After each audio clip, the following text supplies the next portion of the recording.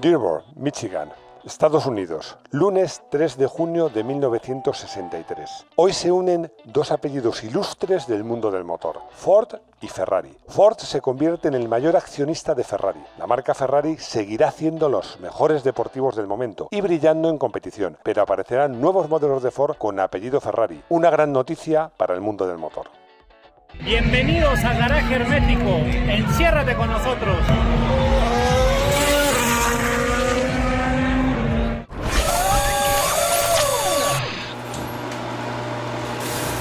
Esta nota, enviada conjuntamente por Ford y Ferrari, no es real. Bueno, no es real. No es real en este universo en el que estamos. Pero hay otros universos paralelos en el que sí pudo haber sido real. Ya sabéis que en Garaje Hermético tenemos muchos recursos. Bueno, Rodrigo tiene muchos recursos ahí en su cuartel general.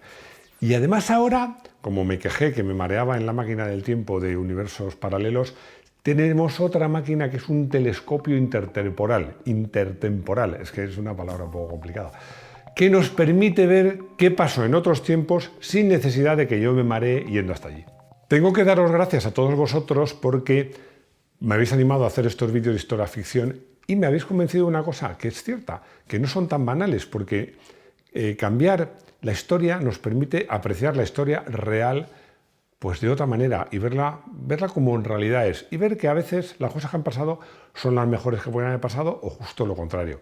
Se lo tengo que agradecer sobre todo a los socios. Ya sabéis, os lo digo siempre, que tenemos un apartado para socios que es de pago, 0,99 € al mes, donde aparte de hacer vídeos exclusivos, comentamos estas cosas y fue uno de ellos, uno de los socios, el que me dio la idea para hacer este vídeo sobre este tema que me parece especialmente interesante. ¿Qué hubiese pasado si Ford hubiese comprado Ferrari? Esa es la idea de este vídeo, pero os digo una cosa, hay que ver qué habría pasado y sobre todo si lo que habría pasado sería mejor o peor. O mejor dicho, si sería mejor o peor, para quién sería mejor y para quién sería peor. Bueno, eso es un poco la idea y además, ya os lo anticipo, al final de este vídeo os voy a dar mi opinión y me voy a mojar. Un esfuerzo considerable. Ya hemos hecho dos vídeos de historia ficción. La verdad es que pensar que los nazis hubieran descubierto el prototipo del Citroën 2 caballos, que es lo que contamos en el vídeo que titulamos Cuando los nazis descubrieron el 2 caballos, bueno, pues no es tan complicado imaginar eso. También hicimos un vídeo que es Porsche 911 con motor delantero, en el que imaginábamos que como no había existido el escarabajo tal y como existió, pues Porsche habría tenido que diseñar su 911 partiendo de cero. Bueno, tampoco es tan complicado pensar esto. Pero pensar que Henry Ford II y Enzo Ferrari llegasen a un acuerdo para que Ford comprase Ferrari, eso sí que exige, como hemos titulado esta parte, un esfuerzo considerable, porque eran dos personas con mucho carácter. Pero siempre digo una cosa, para entender la historia, ya sea en la real o la paralela, hay que irse, hay que ponerse en la mentalidad de lo que pasaba en ese momento y de cómo eran las cosas en ese momento. ¿Y qué pasaba en ese momento? Pues que Ferrari atravesaba una crisis económica importante. De hecho, Enzo Ferrari, cuando no llegó a un acuerdo con Ford, se puso a buscar dinero por otras partes y unos años después llegó a un acuerdo con Fiat, que fue con quien finalmente compró Ferrari. Bueno, el acuerdo contemplaba que Fiat se hacía con el control del 50% de Ferrari, de la empresa Ferrari. Pero eso sí, Enzo Ferrari, il Commendatore, sí que conseguía lo que él quería, que era hacerse cargo de la gestione sportiva. Enzo, las carreras y los motores. Y es que a Enzo Ferrari le gustaban los coches, pero no. De verdad, lo que le gustaba de verdad eran las carreras y los motores. Él quería controlar el tema de las carreras. Y en cuanto a los motores, hay una frase que la voy a leer porque me parece magnífica. Él decía, en Ferrari no vendemos coches, vendemos motores. El coche lo regalamos porque el motor tiene que ir montado en algún sitio.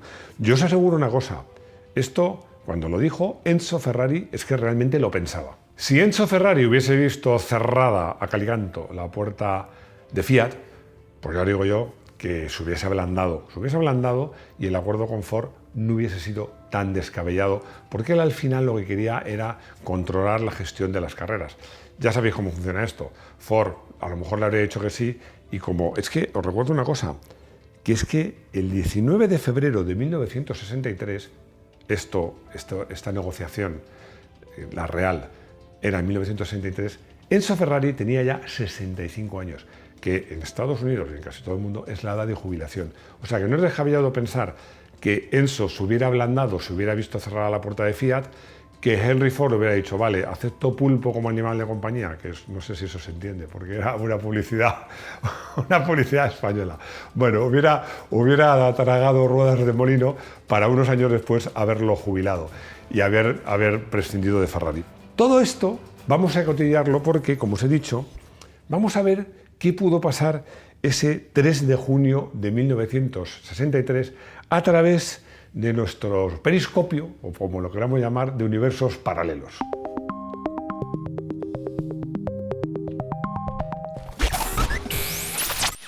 Ford al alza. El lanzamiento de la nota de prensa, que ficticia, pero ya no en este universo al que nos hemos trasladado, en este universo real, ha tenido un efecto inmediato. ¿Y cuál ha sido ese efecto? Bueno, efecto súper inmediato. La subida al alza, o sea, el alza de las acciones de Ford en bolsa. A Ferrari también hubiera subido en bolsa, pero sobre todo, y lo más importante para el señor il Commendatore, es que no le hubiera faltado dinero para sus carreras. Y, sin duda, habrían aparecido diversos modelos de Ford con la coletilla By Ferrari. Bueno, os tranquilizo, en este universo paralelo sigue existiendo Lamborghini. ¿Por qué? Porque Lamborghini nace por un cabreo, lo digo claramente, del señor Ferruccio Lamborghini con Enzo Ferrari. Pero ese cabreo, porque se le estropeó el coche, bueno, eso lo contamos en un vídeo que se llama Otro cabreo de Ferrari, la historia de Lamborghini. Fue antes, de hecho, el primer Lamborghini, bueno, teniendo en cuenta que un coche no se improvisa, nace, que es el 350 GT, en 1964. Y es que, no nos engañemos, Ferrari decía que sus coches eran coches de competición para andar por la calle. Efectivamente, respondían bastante a esa definición, pero es que un coche de competición para andar por la calle daban bastante problemillas. Yo creo que si Ford se hubiera hecho cargo de Ferrari, esto hubiera cambiado, porque Ford habría implantado controles de calidad, porque, insisto, en este acuerdo lo que contemplaba es que Enzo Ferrari se centraba en las carreritas y Ford se iba a encargar de la producción. Esos controles de calidad habrían hecho, sin duda, que la calidad de los Ferrari hubiera subido mucho, pero a lo mejor hubiera hecho también que perdieran exclusividad o alma o espíritu o como lo queráis llamar. Ford es mucho Ford. Ya sabéis lo que pasó con Jaguar, y si no lo sabéis yo os lo cuento, porque en 1989 Ford, que quiere expandirse y quiere hacer coches ya de más nivel, compra Jaguar. ¿Y qué hace? Bueno, pues van pasando los años y decide lo que todo el mundo esperaba, como os he dicho, que con el tiempo iba a pasar. Lanza el Jaguar, el modelo que era el X-Type, que sobre todo la prensa inglesa, que tiene mucha mala baba, lo llamó el Jaguar Mondeo. ¿Por qué? Porque este coche era un Mondeo, con su motor transversal, su tracción delantera, incluso con sus versiones diésel que otros Jaguar no tenían, pero con una carrocería de Jaguar. ¿Es un mal coche? Definitivamente no. ¿Es todo un Jaguar? Definitivamente no, tampoco. Pero bueno, al final Ford vende la marca a Tata, que Tata en esto, y para mí, lo digo siempre, me parecen mucho más inteligentes, porque lo que hizo fue comprar la marca, coger a sus diseñadores e ingenieros y decir, diseñad los coches que sabéis hacer. Y los Jaguar, y por cierto también los Land Rover, vuelven a ser auténticos Jaguar y auténticos Land Rover. Pues una historia semejante sería lo que hubiera pasado seguramente con Ferrari. Hombre, no hubiera existido el Lancia Thema 832, conocido como el Lancia Thema by Ferrari, que nació en 1986, tampoco hubiera existido el Ford Sierra Cosworth, que nació en el mismo año, porque en vez de eso hubiera existido el Ford Sierra by Ferrari. Bueno, que no estaría mal, porque es de propulsión trasera y no de tracción delantera, como era y es el Lancia Thema. Esto suena bien, pero hubiera habido riesgos. ¿Por qué? Porque, bueno, lo del Ford Sierra Ferrari no suena mal, pero es que a lo mejor el Ferrari 412 Gran Turismo de 1985, en vez de ser un Ferrari, un puro Ferrari, pues hubiera sido la plataforma del Ford Sierra o del Ford Scorpio con un motor Ferrari y, bueno, y un diseño de ahí por ahí.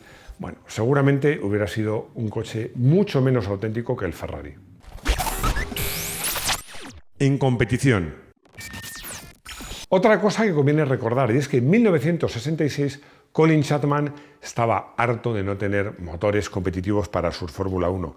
Bueno, ¿y qué es lo que hace? Pues consigue convencer a Ford de que apoye a Cosworth para hacer motores para los Fórmula 1, para todas las escuderías, sobre todo las inglesas.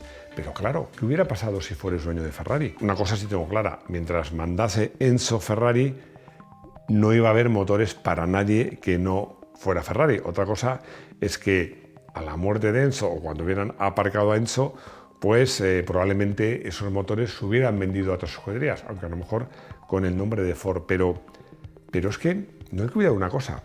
¿Por qué nacen coches tan especiales, tan míticos, tan carismáticos, como cito solo dos, pero hay un montón? El Lotus 78 o el Tyrrell, yo digo Tyrrell, pero es que me mira mal, lo digo Tyrrell. Está bien, hombre. Está bien. El Tyrrell de 6 ruedas, el Project 34. Bueno, pues no, por una cosa muy sencilla, y es que los motores Ferrari eran más potentes. El motor Cosworth era fiable, era rígido, se podía utilizar como parte del chasis, era económico, era relativamente barato, pero era menos potente que el motor de Ferrari. Entonces, ¿qué hicieron los rivales de Ferrari?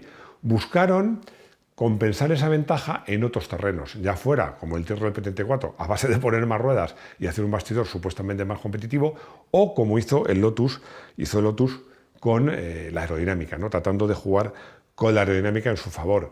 Pero claro, si Ferrari es de Ford y no existe el Ford Cosworth, y ojo, recuerdo un dato más, muy importante y muy relevante, el motor Ferrari era un Boxer, el motor Cosworth era un V8. Los motores Boxer se llevan mal con el efecto ala, porque el efecto ala va por los lados y el motor Boxer es mucho más ancho. Probablemente, parece una tontería, pero un efecto colateral de que Ford hubiese comprado Ferrari es que nos hubiéramos perdido Fórmula 1 muy interesantes y progresos muy interesantes que no los hubiera habido o se hubieran retrasado. Ferrari sin Ferrari.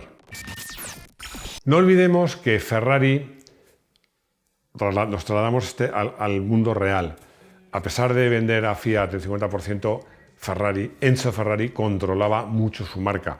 La controlaba, bueno, es que fijaos, ya sabéis que Enzo Ferrari tuvo una enfermedad relativamente grave en 1978, pero Ferrari no vende su participación a Fiat hasta muy poco antes de su muerte, como todos sabéis fue en 1988. En ese momento, un poco antes de su muerte, Fiat tenía el 50%, porque el 50% que tenía Ferrari a Enzo solo le quedaba el 38%, porque el 12% restante se le había dejado a su hijo Piero. Ya sabéis que su primer hijo falleció y su hijo Piero fue el fruto, esto ya entro dentro del cotillo, pero bueno, es bueno saberlo, de la relación que tuvo con la que primero fue su amante, que era Lina Lardi, y luego fue su pareja oficial cuando falleció Laura Domenica Garello. Pero si Ford hubiese comprado Ferrari, no hubiera sido como Fiat. Entendamos una cosa, que Fiat quiera que no, es una marca italiana y tiene una sensibilidad que Ford probablemente no hubiera tenido. Ford lo que hubiera hecho hubiera sido explotarla en imagen, en tecnología a tope, como ha hecho, por ejemplo, con Jaguar, y luego pues haberla vendido y haber ganado un dinerito. Y ojo, esto no es una crítica, es que los negocios son los negocios. Y nos mojamos. Volvemos al tiempo actual y vamos a hacer un repaso. Vamos a ver. A Enzo, seguro, si no antes, cuando cayó enfermo en 1978, Ford le hubiese mandado a su casa jubilado.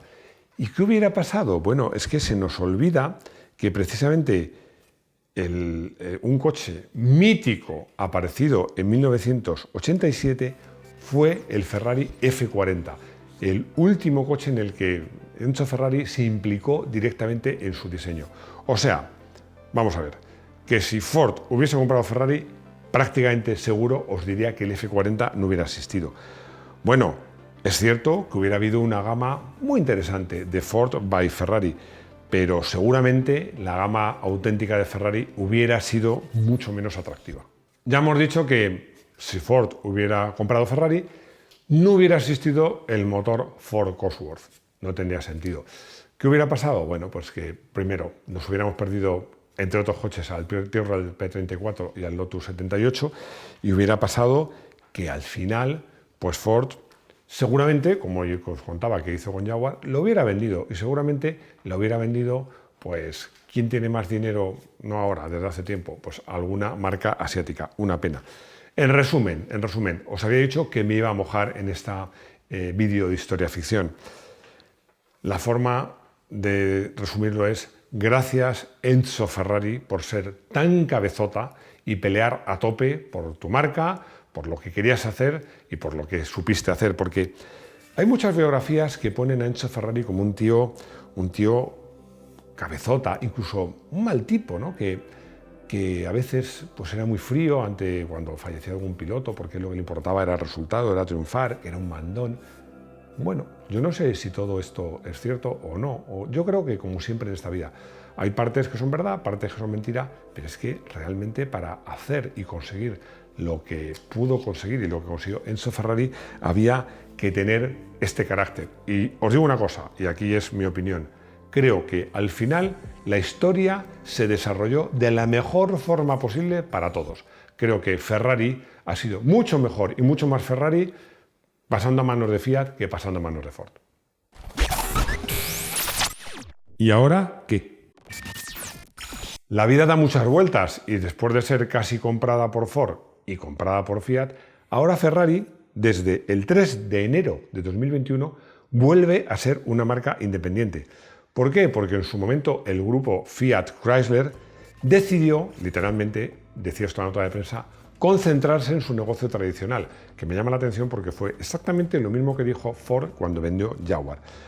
Bueno, el caso es que Ferrari es autónoma y fue anunciarse esto y subir tanto las acciones de Ferrari como del grupo Fiat Chrysler. En la actualidad, el 80% de las acciones de Ferrari pertenecen al grupo Fiat Chrysler, que a su vez pertenece al grupo Stellantis.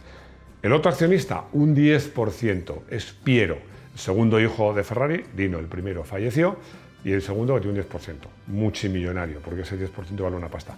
Y el otro 10% se supone que está disponible en bolsa, por si alguno de vosotros quiere invertir, aunque tendréis que pelear con los Emiratos Árabes, que son los que en la actualidad lo han comprado, ¿no? Ferrari vuelve a ser autónoma. Pero ¿quién manda en Ferrari? Bueno, pues en Ferrari manda un señor que se llama John Elkann, el heredero designado por el propio Agnelli, que como sabéis es el mandamás de Fiat, y que es, no es casual, uno de los principales accionistas de Stellantis y por tanto de Ferrari. Además, Elkann ha fichado como presidente ejecutivo a Benedetto Vigna, que tiene poca o nula experiencia en el mundo de la automoción. Yo confieso que como ferrarista tengo un poco de miedo. ¿El motivo? Pues no lo voy a decir yo. Os voy a leer literalmente lo que dijo Elkann cuando fichó a Benedetto Vigna. ¿Cuál era el objetivo de Benedetto? ¿Cuál es el objetivo que le ha marcado? Asimilar los vertiginosos cambios que el automóvil sufrirá a causa de la electrificación, la hibridación y la incorporación de nuevas tecnologías de infoentretenimiento. Si tienes un Ferrari, yo no sé qué demonios quieres de infoentretenimiento en el coche. Yo me he hecho a temblar. Mi conclusión es muy sencilla. Te echamos de menos, Enzo. Como símbolo, voy a elegir como coche del día el primer Ferrari que se vendió en serie, que es el Ferrari 125S de 1947, que tenía un precioso motor, a pesar de ser de 1500 centímetros cúbicos, un V12. Fijaos lo que han cambiado las cosas. Ferrari decidió hacer este coche para, con los beneficios que consiguiera con la venta de coches deportivos, financiar las carreras, porque entonces no había sponsor. Nada que ver con lo que pasa hoy día. Llegamos al consultorio donde A. Paniagua me pregunta, bueno, no me pregunta, o sea, en realidad me dice que si no creo que los Ferrari hoy en día, se refiere sobre todo a los clásicos, no están sobrevalorados. Vivimos en un mundo de oferta y demanda. Lo que tú opines o yo opine, da igual. Lo que importa es lo que se pagan en las subastas y en la compraventa de Ferraris. Bajo ese punto de vista, no están sobrevalorados. La pregunta de Lorena me hace mucha gracia porque me dice así, literalmente, ¿son los Ferraris tan malos como dicen? ¿Como dice quién? A ver, ¿quién dice que un Ferrari es malo? Bueno, lo primero, Ya lo he dicho, los Ferrari, sobre todo los antiguos, que eran coches de competición para ir por la calle, eran coches delicados, que no es lo mismo que malos. Porque si tienes un coche de muy alto rendimiento, sobre todo en esa época, tenías que aceptar a cambio pues, algunos otros inconvenientes. Ahora, te digo una cosa, un Ferrari de hoy día, a mí no me importaría nada tener uno. Hemos llegado al final de este tercer vídeo de Historia Ficción. A ver qué os parece. Espero vuestros comentarios, espero vuestros likes, si os ha gustado. También espero vuestras críticas si no os ha gustado. Espero que os suscribáis. Ya sabéis que tenemos una red de socios, que no hacemos vídeos de motos aquí, pero los hacemos en Moto1 Pro, que tenemos una web que acabamos de remodelar, que va como un tiro, que estamos en todas las redes sociales y que los lunes estrenamos un podcast con actualidad y que si ha habido carrera de Fórmula 1 también comento las carreras. Y nada más deciros que espero veros de nuevo en nuestro garaje hermético. Hasta pronto.